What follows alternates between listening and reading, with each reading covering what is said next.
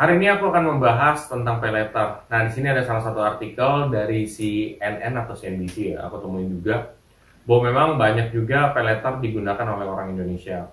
Dan bahkan secara faktanya sendiri itu di sini juga disebutin juga yang middle income itu jadi sekarang turun jadi rentan miskin ya untuk datanya. Tapi kalau dibilang 100% karena pay letter, enggak juga sih. Ya, tetapi memang mungkin ada beberapa case yang disebabkan oleh ini. Nah, balik lagi tentang pay letter. Aku sebenarnya pengen ngasih juga sih opini aku tentang pay letter sendiri. Nah, pay letter ini kan sebenarnya gampang ya diaksesnya. Kalau kalian perhatiin deh, mungkin teman-teman sekarang mau ke kantor, mau ke kuliah, mau ke sekolah, itu tuh gampang banget loh pay letter untuk diakses. Misalkan nih, contoh aku ke kantor, tiba-tiba ada slogan-slogan pay letter gitu kan. Oh, kalian pakai ini mudah, pendaftaran nggak perlu repot tuh, atau bunganya kecil sekian persen, terus kadang-kadang menerima SMS yang gampang gitu kan. Nah, kalau menurut aku sendiri sih di satu sisi kemudahan itu kalau misalkan dipakai dengan benar itu hal positif, tapi masalahnya kalau menurut aku itu bisa jadi negatif kalau dipakai dengan cara yang salah. Dan sebenarnya kalau kita mau lihat sendiri untuk literasi keuangan Indonesia memang ada peningkatan ya, tetapi masih banyak orang yang jauh ya belum mengerti tentang financial juga, financial literasinya juga masih kurang. Sekalipun sudah improve itu belum yang sangat signifikan. Jadi tentunya kalau hal-hal seperti ini banyak disalahgunakan oleh orang, di mana mereka menggunakan ini untuk gaya hidupnya dia, untuk misalkan memenuhi hasratnya dia. Kamu kebayang nggak kalau misalkan orang pay letter terus kan, pay letter pinjol terus aja, gali lubang tutup lubang. Kira-kira menurut kamu kalau kayak begitu akan ada titik puncaknya nggak? Biasanya itu ada. Ujung-ujungnya adalah kamu harus bayar dengan jumlah yang sangat besar. Dan pribadi aku sih sebenarnya juga aku juga tahulah ada orang yang sebesar itu, dan aku tahu juga orangnya. Nah, tapi but back again, kadang itu tuh nggak dirasa guys. Jadi itu tuh cuman oh ya udah deh beli deh, mungkin oke, sepatu bagus nih, beli deh, pakai pay letter aja, kan nanti bisa dibayar nanti. Nah, di sini kita harus melihat kalau pay letter itu menurut aku sih lebih besar pasak atau lebih besar tiang gitu ya. Jadi kalau misalkan income kalian kebetulan emang sebenarnya udah cukup, udah oke, tapi emang kebetulan kamu pakai duitnya, kamu pakai pay letter, silakan. Tapi kalau misalkan kamu kamu udah tahu nih, kamu nggak mampu, terus kamu pakai pay letter lagi, udah habis kamu. Kamu malah jadinya tuh gali lubang tutup lubang. Kamu harus pastiin itu dulu gitu. Nah, nggak setiap orang itu juga mengerti soal itu. Dan kalau kayak begitu, akhirnya mereka tumpuk utang, akhirnya dia nangis sendiri dan dia nggak tahu dapat solusi di mana lagi. Syukur kalau ada yang orang nolong. Tapi kalau nggak ada, gimana? Itu sebenarnya. Jadi misalkan teman-teman yang nonton video ini atau mungkin teman-teman kalian juga ada di posisi ini, terus gimana?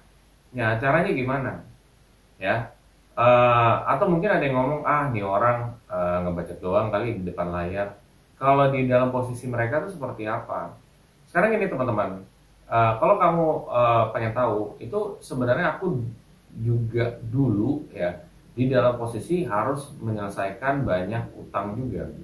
Tapi nggak sebesar yang gimana-gimana, tapi ya sempat dulu nyentuh puluhan ya, dan itu bukan utang aku pribadi, itu ada utang keluarga juga. Tapi beres. Gimana caranya? Caranya sebenarnya adalah satu. Jadi ini berlaku buat teman-teman semua yang punya pay letter, yang punya pinjol, harus ngapain? Ya. Jadi aku nggak hanya ngomongin data, tapi aku ngomongin solusi buat kamu. Satu, dengerin. Satu adalah cari pekerjaan yang tetap. Wah, kenapa kayak gitu? Pekerjaan yang tetap, walau nominalnya tidak besar, bisa itu melunaskan utang. Gak mungkin, utang aku tuh kegedean. Utang aku tuh sampai 140 juta misalkan, atau 100 juta. Gimana dengan gaji aku yang cuma 8 juta atau 6 juta gitu? Caranya adalah kamu sisihin. Kamu sisihin 500.000 dari gaji kamu. Wah gila, 500.000 bisa berapa tahun harus selesai. Wah ini udah susah nih, udah ini. Sih, itu udah salah. Kenapa? Jangan kamu berpikir bahwa diri kamu sekarang yang nyelesain utang itu. Kamu harus berpikir adalah kamu mau punya itikat baik untuk membayar utang tersebut. Atau ya pembayaran nanti lah, atau disebut pinjol lah, whatever lah. Tapi itu tetap utang dan ada bunganya. Kamu ada komitmen di situ. Nyisihin aja dulu. Ya. Nyisihin selagi kamu ada pekerjaan, kamu sisihin terus saya rutin komitmen ya. Katakan di 10 bulan, di 1 tahun, kamu komitmen aja. Dari perjalanan tersebut, kamu ketika rajin bekerja, ketika kamu kerjanya bagus, kamu naik posisi. Naik posisi, naik gaji. Naik gaji berarti jumlah yang bisa kamu sisihin untuk melunasi utang kamu lebih besar. Yang tadi 500.000 jadi 1 juta. 1 juta jadi 1.500.000. 1.500.000 jadi 2 juta. Sih, lama-kelamaan gak kerasa itu nominal yang tadinya ratusan juta atau mungkin atau ada yang miliaran, itu tuh lama-lama habis sendiri. Karena apa? Karena kamu memulai. Kebanyakan orang dia udah merasa utangnya gede. Wah, aku nyari project gede aja deh untuk nyelesain utangnya. Itu adalah jawaban yang salah menurut saya. Oh iya, tapi kan itu jawabannya benar. Sekarang probabilitas kamu untuk mendapatkan proyek besar itu berapa persen? Probabilitas itu kecil. Kalau probabilitasnya kecil, masa kamu mau paksain di situ? Kalau ternyata proyek kamu gak jalan tuh gimana? Akhirnya kamu utangnya menggunung lagi, makin gak bisa nge-cover. Jadi yang kamu lakuin itu adalah komitmen dulu, jalanin dulu. Seperti itu. Jadi saran aku adalah start aja. Gope 500 terus aja konsisten. Entar naik, selesai. Sih? Bahkan waktu dulu aku misalkan, ini bukan aku pay letter ya, aku nggak pay letter, nggak pinjol dan lain-lain. Dulu kalau misalkan nyelesain kayak gitu utangnya, itu pada dasarnya disisihin, terus ada juga buat investasi, diselingin. Akhirnya utang udah beres, investasi ada. Akhirnya networknya plus kan, bukan minus. Itu yang terjadi. Kita tahu bahwa memang banyak kebutuhan-kebutuhan yang di luar dugaan, akhirnya kamu harus keluar duit banyak. Itu nggak apa-apa, selama kalian misalkan penggunaannya benar. Tapi banyak kan orang gunain salah. Dan ya apa ya, dan itu kan dari perusahaan belum tentu setuju loh. Ya maksudnya belum tentu memikirkan orang yang bakal pakai pay letternya itu.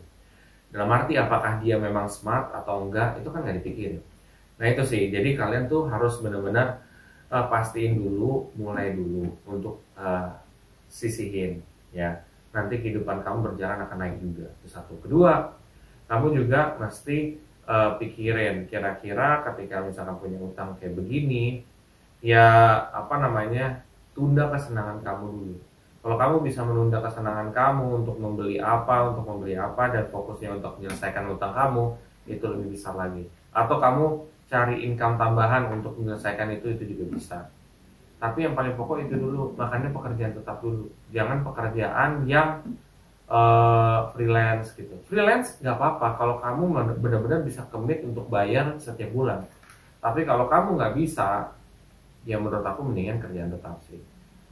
Gitu jadi teman-teman, cara melunasinya lama-kelamaan juga beres sendiri kok gitu ya. Dan bahkan akhirnya kalian misalkan adanya dengan penawaran-penawaran murah atau penawaran yang gampang, kalian juga nggak tergoda gitu loh untuk melakukan tersebut. Sama halnya dengan investasi bodong. Investasi bodong makin lama tuh makin pinter, tau nggak?